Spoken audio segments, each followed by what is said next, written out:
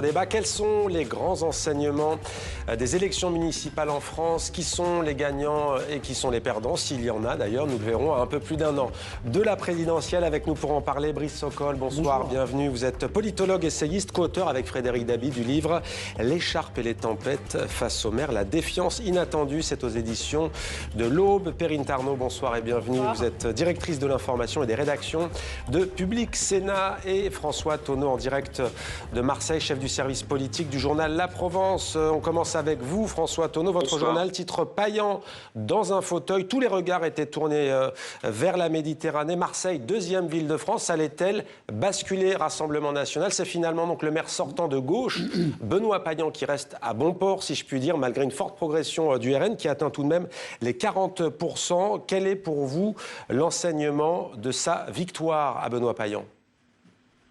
Benoît Payan a réussi un tour de force, hein, c'est celui d'avoir su composer une majorité sans la France insoumise. On a vu qu'il y avait une pression assez extraordinaire de la part du candidat insoumis, hein, Sébastien Delogu, et également de Manuel Bompard, qui est également député ici à Marseille. Et puis Benoît Payan, non, a dit pas d'insoumis. Ça reproduit un petit peu le schéma de 2020, où Jean-Luc Mélenchon avait pas réussi à s'entendre avec ce printemps marseillais. Et puis là, à nouveau, Benoît Payan n'a pas voulu d'un accord. Au contraire, dès lundi matin, lundi dernier, à l'issue d'un premier tour qui pouvait laisser prévoir une quadrangulaire, il est allé déposer les listes. Coupe en cours à toute tentative de négociation.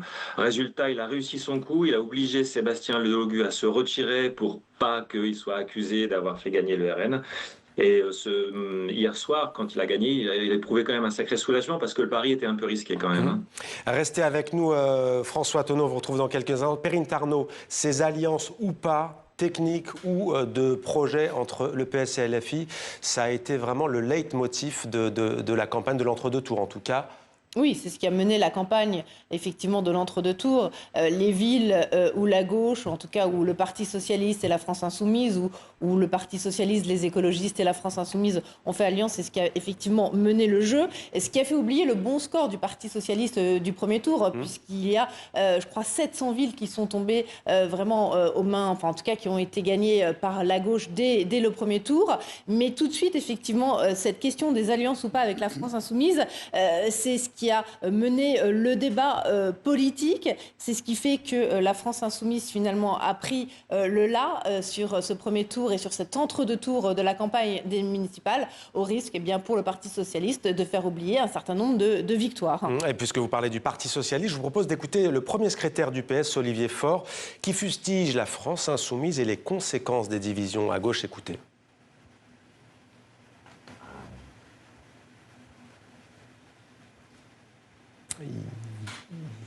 Il n'y a pas le son, visiblement. On écoutera peut-être dans quelques instants.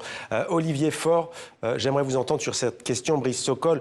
LRRN aussi, hein, on parlait tout à l'heure de Nice, il y a eu ces questions-là, hein, évidemment. Ça a été vraiment, pour vous, dans cette élection, la question des alliances qui a animé le débat. Des alliances a été importante pour le premier tour.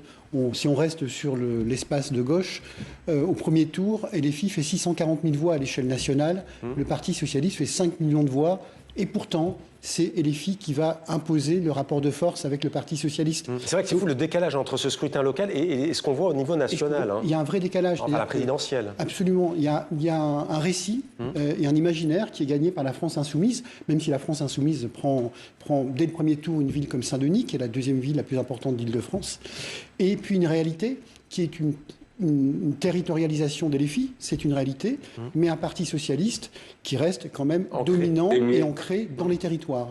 Et j'aimerais maintenant qu'on écoute pour la France insoumise. Alors hier soir, c'est vrai que quand on regardait les plateaux télé chez les confrères, en France, et sans doute même chez tous les francophones qui s'intéressent à la vie politique, tout le monde avait gagné, mais parfois le visage, il n'avait pas vraiment forcément le reflet de la victoire. Écoutez, c'est tout à fait faux, hein. Tout le monde a un peu gagné à ces élections municipales. Écoutez plutôt en tout cas Emmanuel Bompard, coordinateur de LFI. C'est un formidable désaveu pour toutes celles et ceux qui ont multiplié ces dernières semaines les calomnies contre la France insoumise et ses candidats. Cette mobilisation est une véritable démonstration de force politique décisive dans la préparation de la prochaine élection présidentielle. Ce soir, la Macronie est en voie de disparition. Les partis traditionnels marquent le pas. Et si le Rassemblement national se maintient à un niveau important, il échoue à l'emporter dans les villes qu'il avait pourtant ciblées comme ses priorités. Il pense notamment à Roubaix. Non, ce n'était pas une priorité du RN. Roubaix, David Guiraud qui l'emporte, LFI, une ville de 100 000 habitants tout de même. Oui, mais ce qui est intéressant, effectivement, c'est ce qu'on se disait quand on écoute Manuel Bompard, c'est cette victoire politique très forte revendiquée qui n'a rien à voir finalement avec les résultats réels de la France insoumise, qui certes commence un peu à s'ancrer territorialement. Elle avait été complètement absente des élections municipales en 2020. En 2014, elle n'existait même pas.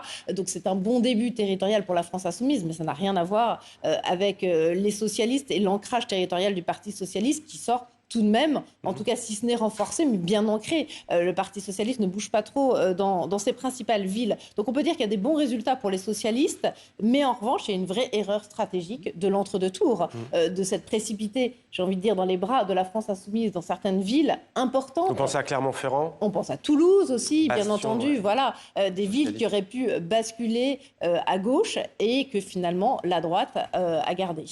On retourne à Marseille. François Tonneau, au-delà de Marseille, quel a été le rendu de cette soirée électorale? Quel est le paysage? On vous pose la question, c'est celle du débat. Qui a gagné en fait? Le Sud est un laboratoire des droites depuis toujours et ce qu'on peut retenir essentiellement, c'est la consolidation du vote Rassemblement national qui ont pris pas mal de villes moyennes. Je pense à Tarascon, à Carpentras, à La Seine, qui est la deuxième ville quand même du Var, même si Laure-la-Valette a échoué à Toulon. Et puis bien sûr, dans le Sud, on a beaucoup eu les yeux tournés vers Nice, où Éric Ciotti a réussi à battre Christian Estrosi. Donc c'est plutôt sur ce prisme-là qu'on a observé les élections dans le Sud. Après, évidemment, Marseille est un cas à part, de même qu'Avignon, où l'alliance entre LFI et le Parti socialiste a échoué également. On en parlait il y a quelques instants. Mais c'est d'abord l'ancrage du Rassemblement national ici qui crée le débat. Et Bruno Retailleau, lui, à droite, estime que son parti est tout simplement la première force politique locale en France. Je vous propose de l'écouter.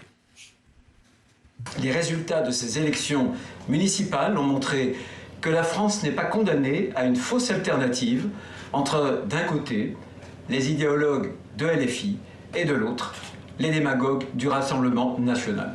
Il existe une autre voie, une voie exigeante, une voie française, exprimée par des millions de nos compatriotes qui ne veulent ni du chaos social vers lequel nous entraînerait LFI, ni du désordre budgétaire dans lequel nous précipiterait le programme économique du Rassemblement national.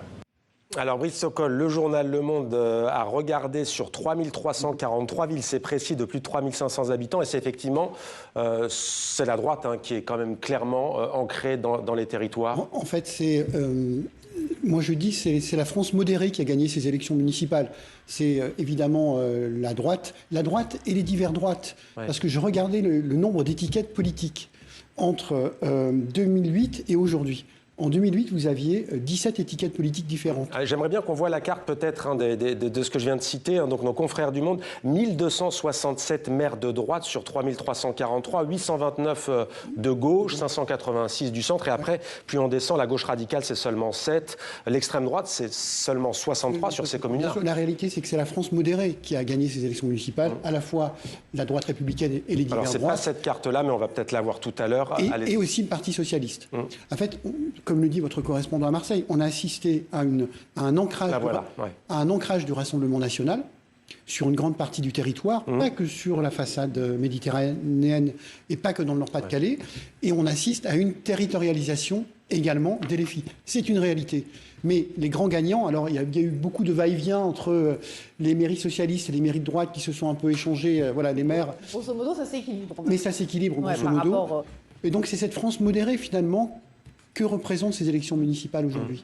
Alors si la droite est très haut effectivement en nombre de villes, en nombre de voix, en revanche, on va peut-être parler de 2027, mais elle part en ordre complètement dispersé et c'est pas de nature, en tout cas à ce jour, pour créer une dynamique pour 2027. Alors que Jordan Bardella, lui, cette dynamique, il la voit déjà. Et je vous redonne la parole juste après, je vous propose d'écouter le président du RN. À moins d'un an d'une élection présidentielle et législative déterminante pour le destin de la France, nous mesurons pleinement avec Marine Le Pen la responsabilité qui est désormais la nôtre. Les succès de ce soir ne sont pas un aboutissement, mais un commencement. Le commencement pour la France Le commencement pour une renaissance patiente, sérieuse et déterminée. Le commencement d'une alternance qui devra demain s'incarner à l'échelle de la nation tout entière. Réaction ? Oui, alors Bruno Retailleau aussi a revendiqué voilà, une dynamique vers 2027. Édouard Philippe, surtout, qui a été un des premiers aussi à prendre la parole hier soir. Tu veux les bons résultats localement et les bons résultats à l'échelle nationale. Le PS, il faut aussi rappeler qu'il y a des villes où le Rassemblement national échoue. Je pense à Toulon. Voilà, Laure Lavalette avait de grandes chances de pouvoir remporter Toulon. C'est l'un des échecs. Un échec. Voilà. Bon, Marseille, c'était plus compliqué, mais on pense aussi à la ville de Nîmes. Finalement, ce sont les communistes qui remportent la ville. Donc, il y a quand même, s'il y a une progression, j'ai envie de dire, à bas bruit du Rassemblement national sur l'ensemble du territoire français, le Rassemblement national, pour l'instant, échoue à prendre quand même des grandes villes. Et des grandes villes, justement. J'aimerais que l'on parle de Paris, évidemment. Victoire d'Emmanuel Grégoire. Pour Rachida Dati, c'est la défaite d'une vie. C'est une défaite. C'était la deuxième fois qu'elle se présentait à l'élection à Paris. C'est une défaite. Mais là aussi, c'est intéressant parce qu'on a changé la loi. Elle a tout fait pour que la loi PLM, comme l'on dit, soit changée, pour que cette élection soit incarnée. Et finalement, si on prend l'exemple de Paris, c'est une élection à bas bruit. Celui qui a gagné, c'est le candidat à bas bruit. C'est très intéressant. Quand on regarde M. Payon à Marseille, c'est aussi le candidat à bas bruit. Quand on regarde à Lyon, M. Doucet, c'est aussi le candidat à bas bruit. Donc finalement, cette loi PLM, elle n'a pas servi ceux qui... C'est quoi cette loi PLM ? Vous pouvez la rappeler ? Loi PLM, vous savez, avant, c'est une loi, on vote désormais aujourd'hui, on a voté, alors à Paris et à Marseille, pour les maires d'arrondissement. Paris-Lyon-Marseille, un PLM. Oui, mais Lyon est particulier. D'accord. Paris-Marseille, on a voté à la fois pour les maires d'arrondissement et pour le futur maire ou la mairesse de Paris. Lyon, on a voté 3 fois. On a voté pour le maire d'arrondissement, on a voté pour le maire de Lyon, on a voté pour le président de la métropole de Lyon. C'est une défaite aussi, c'est un échec d'Emmanuel Macron. Il a quand même plutôt poussé la candidature de Rachida Dati. On peut l'interpréter comme ça. On peut l'interpréter comme ça. Comment ? Mais en fait, la question, c'est est-ce que Rachida Dati était la bonne candidate ? C'est la question qui se pose. On a vu que dans son propre camp, dans son propre parti, depuis le début, il y avait un peu de confusion. Et d'ailleurs, l'intelligence d'Emmanuel Grégoire, ça a été dès le premier tour de faire une alliance, comme à Marseille d'ailleurs, avec le Parti socialiste, le Parti communiste et les Verts. Sans LFI. Et de refuser LFI au second tour. Un peu la même stratégie que monsieur Payan à Marseille.